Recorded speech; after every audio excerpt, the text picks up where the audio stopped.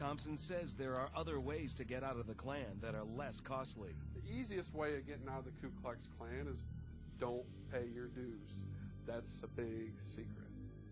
Thompson and Potok want Americans to know that the Klan is not merely a shameful relic of the nation's past. They say that Barry's hateful influence is spreading, and perhaps that is the darkest secret of all. Although the Ku Klux Klan, the most visible hate group in America, calls itself the Invisible Empire, the real Invisible Empire is a secret society known as the National Alliance. Now considered by some to be the largest and most dangerous hate group in the country. I think the National Alliance is clearly the most serious, revolutionary white supremacist organization out there. The Southern Poverty Law Center's Mark Potok says the National Alliance is active in at least 26 states, in addition to Holland, France, Great Britain, and Germany. But unlike the KKK, the skinheads, and other white supremacist groups that it influences, the National Alliance does not hold public rallies. It meets in secret. In fact, many NA members are known within the group only by their first names and last initials. According to Potok, many Alliance members want to remain anonymous because they are judges, college professors, and other high-profile members of the upper middle class.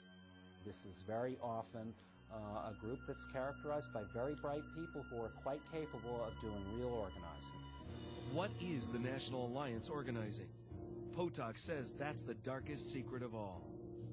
He believes the National Alliance is planning a secret war to kill millions of Americans and create an all-white nation.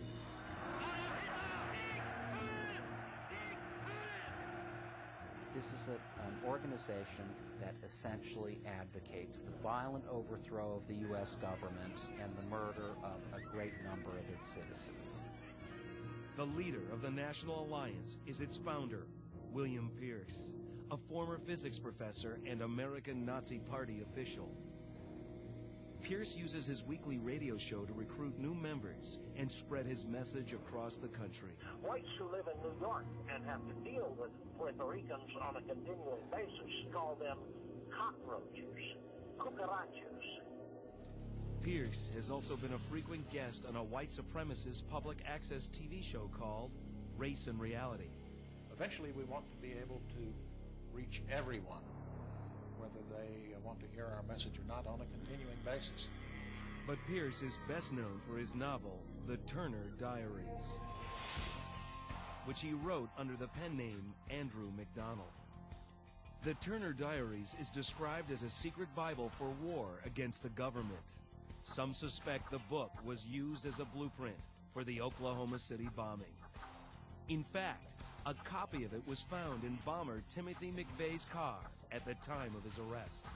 The Turner Diaries romanticizes the idea of battling the federal government. It romanticizes the idea of murdering people, and in fact has acted as something that really gave a kind of moral authority to people who would go out and kill.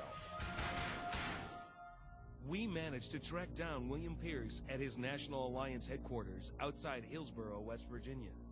He doesn't come across as particularly dynamic or charismatic.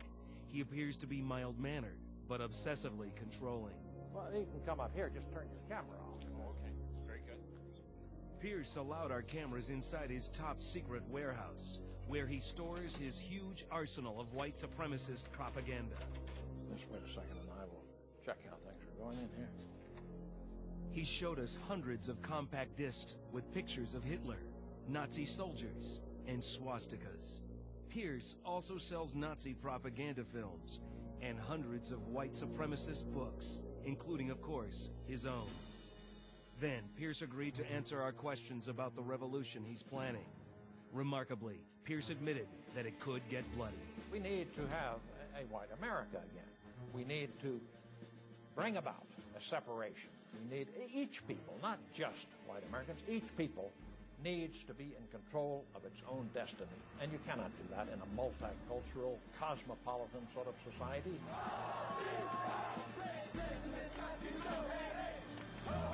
I don't want violence, but things have proceeded so far along the wrong path in this country, and in Europe too, that I expect that there probably will be a lot more violence in our future, just as there has been in our past.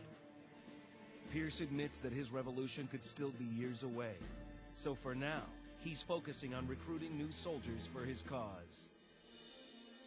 This woman, Kirsten Kaiser, agreed to reveal how she got caught up in the National Alliance. First, she says they secretly lured her in by making her feel proud of her European heritage. What they talked about was, I'm of German ancestry, or I'm Austrian and Hungarian. They got me kind of all excited about my ancestors. Then she says she was drawn in by the mystery and secrecy surrounding William Pierce and the National Alliance. It was this mysterious underworld that no one's supposed to know about. And it was all this mysterious information that you're not supposed to know about, and reading mysterious books that you can't get in ordinary places. Kirsten says she was also introduced to the infamous Nazi propaganda film, Triumph of the Will. They usually played it on Hitler's birthday and a few other times of the year, and we would have like parties where we would watch it. We'd have a lot of our other Nazi friends over and watch this movie and analyze it frame by frame. But Kirsten says there were many more movies that she wasn't allowed to watch. You can't watch Pocahontas because she falls in love with a white guy. That's not allowed. You can't see Little Mermaid because that crab character is singing that Jamaican style of music, so you can't hear that because it's black, and that's not allowed. Kirsten became so involved with the National Alliance that she married one of Pierce's top men. Pierce even served as the minister at their Nazi wedding ceremony. Kirsten says shortly after her wedding, her husband started controlling all aspects of her life. She says he forced her to become a vegetarian, isolated her from her family and friends, and even deprived her of sleep in order to make her believe in the goals of the National Alliance. He would keep me awake until I would see that he was right. After 10 years, Kirsten finally found the strength to leave the National Alliance and her husband. But she says her experience with the secret society has left her deeply scarred.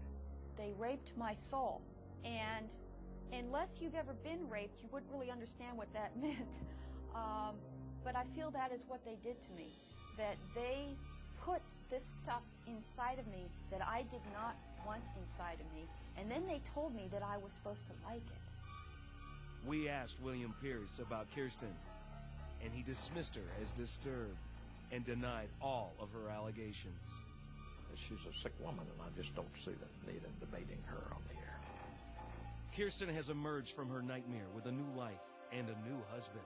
But she wasn't the first victim of the National Alliance. And if William Pierce has his way, she won't be the last.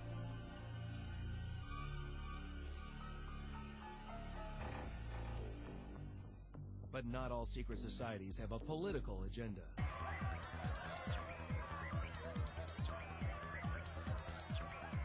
From Tokyo to Berlin to Los Angeles, a once underground phenomenon is spreading like wildfire around the world.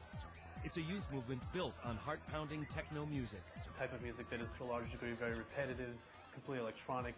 Psychedelic glow sticks. A lot of times you'll see glow stick competitions going on, which is really exciting. And an illegal party drug called ecstasy. Ecstasy is a good drug for raves because it makes you feel so open and it helps you find the beat to the music. Put it all together, and you've got a secret party called a rave.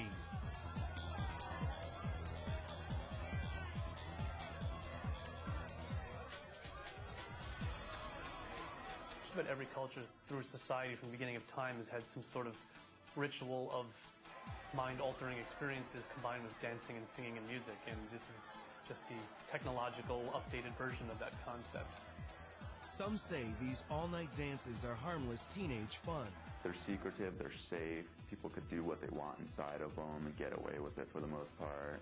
But others claim that raves promote the use of dangerous drugs, which pose a serious threat to today's youth. There is no kid in Southern California or America that doesn't know that rave means or equals music plus drugs and all night long. That's what it means, flat out.